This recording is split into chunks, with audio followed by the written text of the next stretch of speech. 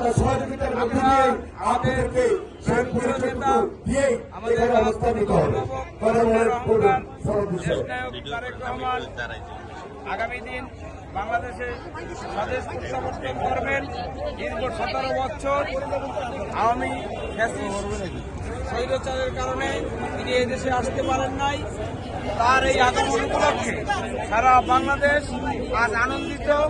বাংলাদেশের শুধু নেতাকর্মী না, সকল জনগণ, আবাল বৃদ্ধ বনিতা, যে যার জায়গা থেকে সবাই তাকে এক নজর দেখার জন্য দেশ থেকে ছুটে এসেছে।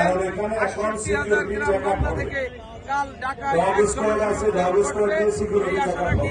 আমরা সবাই তাকে বরণ করে নেব। আমরা স্লোগান দিয়েছি তারেক রহমান বীরের বেশে আসবে ফিরে বাংলাদেশে।